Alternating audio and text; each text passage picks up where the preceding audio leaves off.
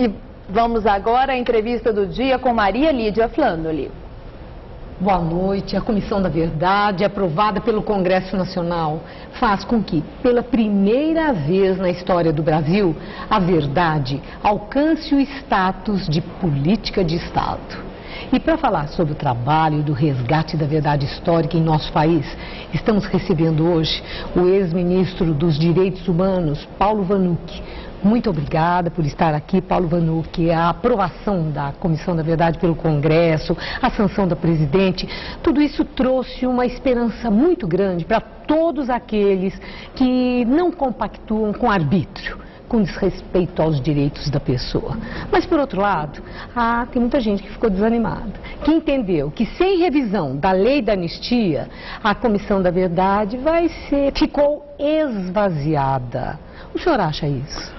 É um grande prazer falar com seus ouvintes, espectadores e dialogar com uma jornalista tão consciente e defensora dos direitos humanos. O 10 de dezembro, o Dia Internacional no Brasil, foi celebrado já antecipadamente com o ato da presidenta Dilma, que sancionou essa Comissão da Verdade. Era um atraso brasileiro, foi uma peça de construção difícil, ele é o pomo da discórdia do Programa Nacional de Direitos Humanos 3, PNDH 3, deu desacordo dentro do governo Lula, o presidente Lula arbitrou e saiu uma proposta muito equilibrada, tão equilibrada que em torno dela foi possível construir um consenso total entre todos os partidos do Senado e da Câmara. Partidos conservadores, partidos mais à direita entenderam, é hora do Brasil estudar o seu passado recente para aprender com ele e não deixar acontecer mais. Mas e aí? Se não há revisão da lei da anistia e isso implica em não punição de torturadores da época da ditadura, a Comissão da Verdade, ela fica muito limitada? Maria Lídia, não fica limitada porque a Comissão da Verdade, funcionando durante 2 anos e fazendo audiências, ouvindo e divulgando para o Brasil inteiro os horrores daquele período, essa comissão vai gerar uma nova dinâmica em que as pessoas vão mudar a visão que muitos ainda têm. Não mexa nas feridas do passado, não. As feridas do passado só cicatrizam se a gente lavar, se a gente iluminar, limpar bem. E nesse sentido, o Supremo Tribunal Federal decidiu que a lei de 79 tem de ser mantida. Eu discordo da decisão do Supremo, mas a decisão do Supremo, ela tem que ser acatada por todos, até que ele mude de opinião. E a Comissão da Verdade pode ser um instrumento que sensibilize a população e leve a um clamor exatamente para a revisão da lei da anistia, como os países latino-americanos fizeram e como a Corte Interamericana da OEA cobra do Brasil que nos alinhemos à Argentina, ao Uruguai e que cobremos a responsabilidade de quem compactuou com o arbítrio. Estou de acordo, Maria Lídia, é isso mesmo. Agora, o que acontece é que a punição, ela não pode ser entendida como jogar as pessoas na cadeia. E se um torturador for jogado na cadeia, ninguém vai sentir muita pena disso. Mas, sobretudo, a punição ela serve para o Brasil se preparar para não deixar acontecer de novo. Então, às vezes, a punição é simplesmente a divulgação de uma lista de todos os que mataram, torturaram, praticaram violações sexuais. A presidenta da República foi uma pessoa torturada. Ministros do governo Lula e governo Dilma foram torturados.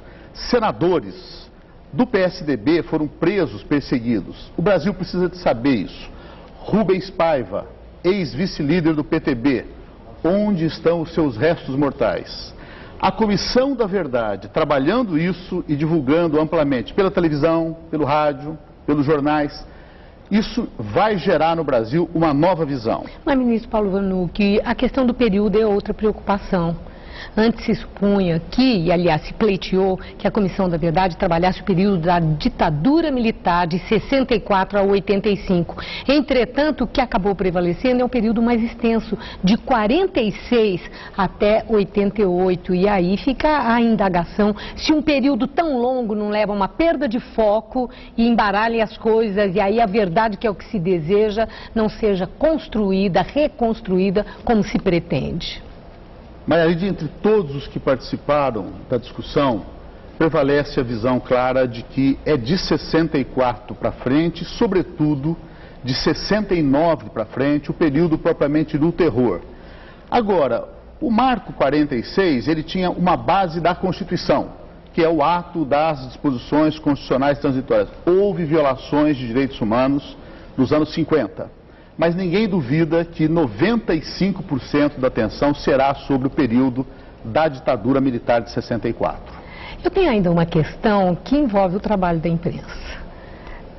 Vários ministros do governo Dilma caíram por denúncias gravíssimas e que foram apresentadas pela imprensa, e nas suas notas oficiais ao sair, muitos deles acusaram a imprensa de usar politicamente o seu poder para agir e, no caso, resultar na queda deles. O senhor acredita que esses ministros caíram por culpa da imprensa ou, de fato, as denúncias têm consistência? Não, a imprensa, ela no Brasil hoje, grosso modo, tem dois papéis. Um é, inegavelmente, a sua maior missão, que é fiscalizar, cobrar, criticar e denunciar irregularidades. Esse papel da democracia é muito importante. Às vezes, uma parte da imprensa parte disso para querer compor quem deve ser ministro, quem não deve. Aí é diferente, tem de disputar a eleição, ganhar o voto popular.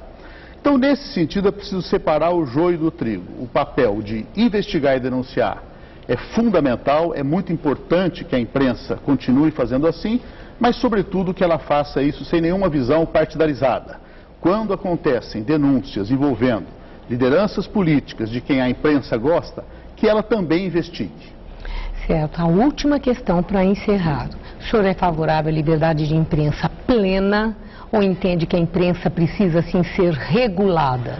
Não, eu sou a favor da liberdade de imprensa plena. E digo, nos países onde uma imprensa como a brasileira, que critica duramente governos bons como o de Lula e Dilma, se isso for substituído por uma imprensa única, oficial do Estado, o problema da imprensa brasileira piora 10.000 vezes. Então nós queremos uma imprensa livre, discordante, mas queremos que ela complete também a sua função de bem informar. Quando ela se alinha excessivamente a favor de lideranças partidárias, a favor de candidatos, ela perde um pouco do seu papel de informar objetivamente. Muito obrigada, Paulo Wernucki. Uma boa noite. Estela.